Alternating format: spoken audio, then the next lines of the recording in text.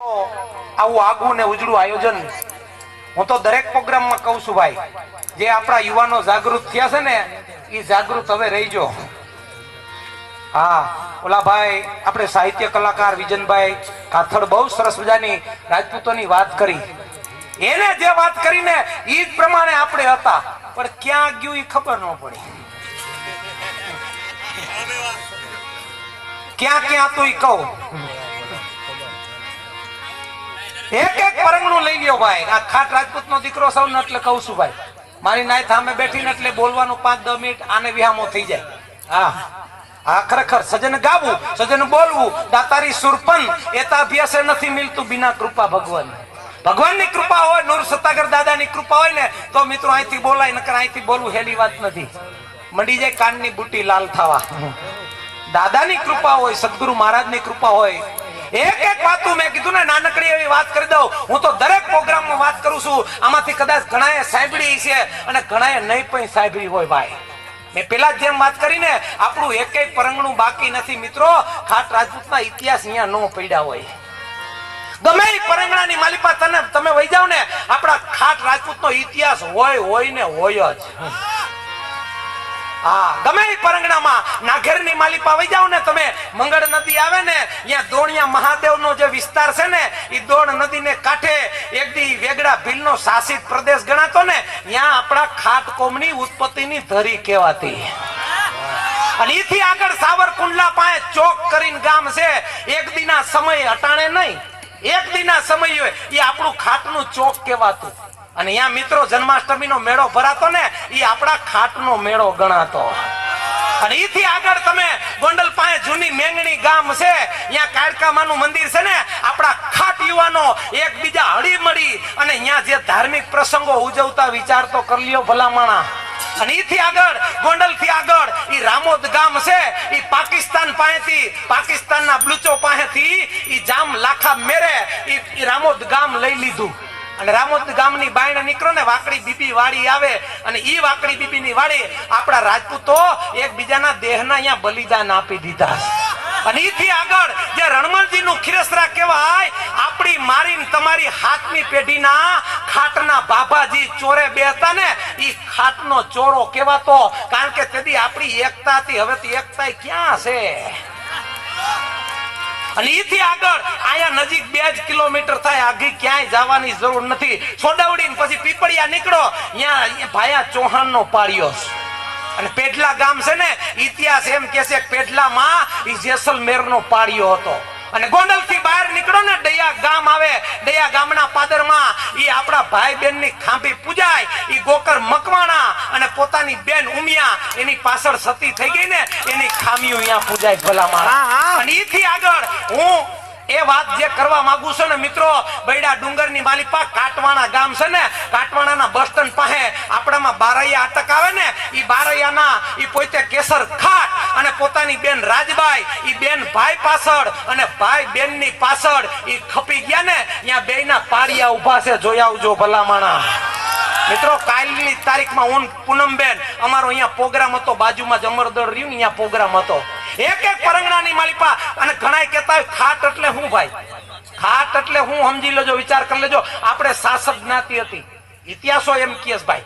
હવે તો આપણને તો અમે તો છોકરા કહેવાય ભાઈ, અમે તો સાપામાં ઇતિહાસમાં વાંચતા હોય ને, એ જ્ઞાતિ સમક્ષ સંભાળવાની અમે કોશિશ કરતા હોય. હા, એક એક વાતું સત્યની. પણ ઘણા એમ કહેતા હોય ખાટ એટલે હું ભાઈ. પણ વિચાર કરી લેજો મિત્રો, જેથી જુનાગઢના ઈ મોહમ્મદ બેગડાએ ઈ 14 વખત સોમનાથ માથે ચડાઈ કરી હતી ભાઈ. અને 14 વખત ચડાઈ કરીને છતાં ઈ જીતી નહોતો હીગો.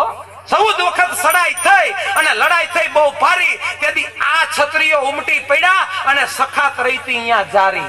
પછી લાઠીથી અમીરજી ગોહિલ ઉપડાતા, એના સાથમાં 200 સાથી. અને હાલતા હાલતા રસ્તામાં વેગડો ભીલ મળ્યા ને, અહીંયા દોસ્તી થઈ પાકી.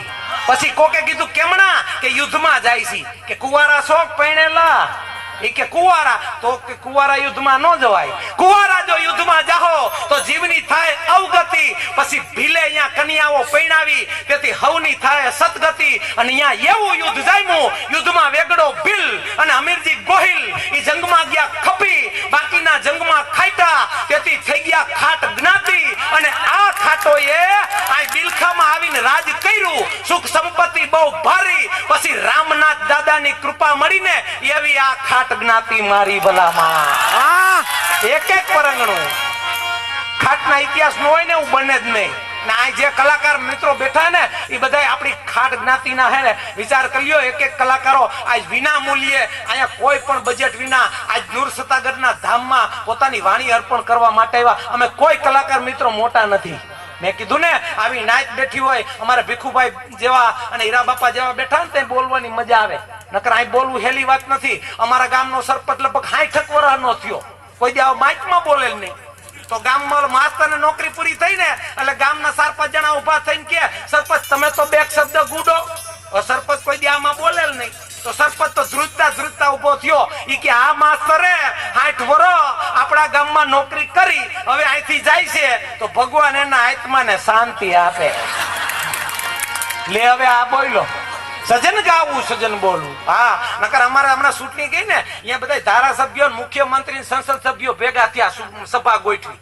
હા, એમાં ગામે ગામના ભેગા થયા અને ગામે ગામના ભેગા થાય ને એ દેકારા બહુ થાય. અહીંયા તો શાંતિ છે એટલે બધા ધારાસભ્યો કંટાળી ગયા. એ કે ભાઈ હવે અમે જાય છીએ, તમારે જે ભાષણ કરવું એ કરો. હવે સાંભળજો ગામે ગામના હું ભાષણ કરે કે ભાખરવાળા વાળા ભેગા થયા, નવા ગામ વાળા કર્યો ન્યાય. ઓલા ભાખરવડ વાળા ભેગા થયા, નવા ગામ વાળાએ કર્યો ન્યાય, વિજાપુર વાળા વાંધો કર્યો, માલણકા વાળાને મજા આવી અને પાતાપુર વાળાને પોહાણું. પછી કેનેડીપુર વાળા કંટાળી ગયા, એને કરસનગઢ વાળાને કીધું. ખોખડા વાળાને ખબર પડી તો પેઢલાનું પાણી પીધું. પાનેલી વાળા કે પાણીયારી રેવા દેજો, તો ઈટાડી વાળા પડ્યા આડા. હા, પછી તરસિંગડા વાળા ટેકો દીધો, રાજેહર વાળા થઈ ગયા રાજા. પછી સનાડા વાળા કેલા સમાધાન કરો તો હરિપુર વાળા પાડી. હા, બગેડી વાળા ભેગા થયા તો નાગોદર વાળા પાડી ના. લીલિયા વાળા તો લાલ જ થઈ ગયા. પછી ગઢાડી વાળા કર્યા ગોટા. હડમતિયા વાળા હાલતા થયા, મંડલિકપુર વાળા થઈ ગયા મોટા. લુણાગરી વાળા તો લાલ જ થઈ ગયા. પછી એને ગુંદાળા વાળા ગોઈતા, બબે કરીને બસમાં બેડ્યા રાજકોટ જઈને રોઈકા. બસ એમ તાળીથી વધાવો ભાઈ, નાઈટના કલાકાર છે. હા, અને અહીં દીધું ને મિત્રો, હું તો દરેક પ્રોગ્રામમાં કહું છું, જેટલા દાતાઓ આપણા છે ને અહીં અઢળક પૈસો આપ્યો ને એને નૂર સતાગર દાદા એક અઠવાડિયામાં 10 ગણું કરીને ન આપે ને તો પછી કાલથી ગાવાનું બંધ કરી દો બાપ. કારણ કે આ એની તપોભૂમિ છે ભાઈ.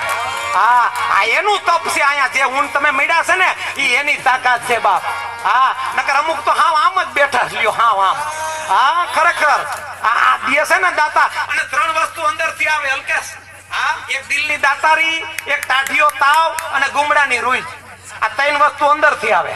હા, એવું ન હોય લોભિયાન દીકરાને ઇન્જેક્શન મારો મંડે આમ કરવા, એ ખોટી વાત છે બાપ. હા, એ જે દાતાર હોય ને એ પાછા સુરવીર હોય ને, સુરવીર હોય ને એમાં ભક્તિ હોત હોય. નકર અમુક તો આમ જ બેઠા હા હમી હાઈજ ના બેઠા લ્યો. કોઈ દી ક્યાંય દે નહીં, ધર્માદામાં જાય નહીં, કથામાં જાય નહીં. આને શું કહેવાય ખબર છે? ઠન પાલ. હા, અમારે અહીંયા એક છે ઠન પાલ લ્યો. કાંઈ કોઈ દી જાય નહીં તો આખું ગામ એને ઠન પાલ જ કહે. પછી તેની વાય એની ઘરવાળીને નીકળવાનું બંધ. એની ઘરવાળી જાય ને તો બધા એમ કે જો ઠન પાલ ની ઘરવાળી જાય. પછી ઓલી બાઈ એક દી ખારી થઈ, એના ઘરવાળાને કે તમારે નામ બદલાવવું છે કે નહીં? એ કે નહીં, નામ જેનું નામ એનો નાશ, નામ કોઈ દી બદલે નહીં. ઓલી બાઈ ખારી થઈ ગઈ, નામ નો બદલાવ હોય ને તો મને પિયર મૂકી જાવ. એ કે ઉપડો, બાકી નામ નહીં બદલે. અને બાઈ ભાગી હો ઠેલો લઈને. ગામ બાઈને નીકળીને તો એક ડોરીમાં સાણા થાપતા હતા. ત્યાં જઈને પૂછ્યું બેન તમારું નામ શું? એ કે લક્ષ્મી. પછી ઓલી બાઈ ને થયું લક્ષ્મી ઉઠીને સાણા થાપે, નામ એનો નાશ હો. ફરીથી આગળ આલી ને તો એક ભાઈ ભીખ માંગતો તો, ભાઈ કઈક આપો ને, ભાઈ કઈક આપો ને. પછી બેને પૂછ્યું ભાઈ તમારું નામ શું? એ કે મારું નામ ધનપાલ. ઈ કે લે ધનપાલ ઉઠીને ભીખ માંગે. ઈથી આગળ નીકળીને તો કોક ની ઠાઠડી જાતી હતી કે કોણ મરી ગયું? ઈ કે આ તો ઓલો અમરભાઈ. ઈ કે નામ અમર ને પાછો મરણ પથારીએ. ભાઈ કાયગા પાછી આવી તા તો ઓલો ભાઈ કે આવો આવો આવો. કે કેમ પાછા આવ્યા?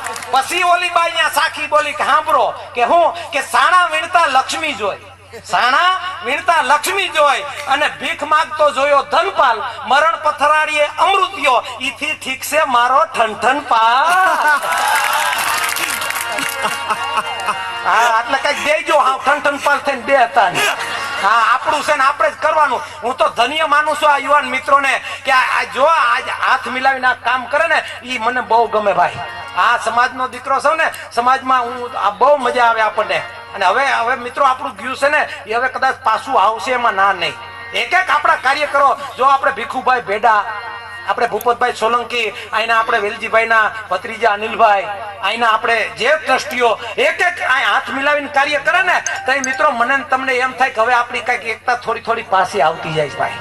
એટલે એક એક કલાકારોને હજી આ ગીરનું ગૌરવ કહેવાય ભાઈ, જેમને બહુ અવનવા ભજનો સાંભળવા એ પણ એક લાવો. એવા જ્યારે અમારે ભીમભાઈ પધાર્યા હોય અને હા ભાઈ ભીમભાઈ ગોહેલ, અને એમને વિનંતી કરી કે આવું જ્યારે આપણું સમાજ બેઠો હોય ત્યારે ફરી સંતવાણી લઈ અને આવે ભીમભાઈ ગોહેલ એક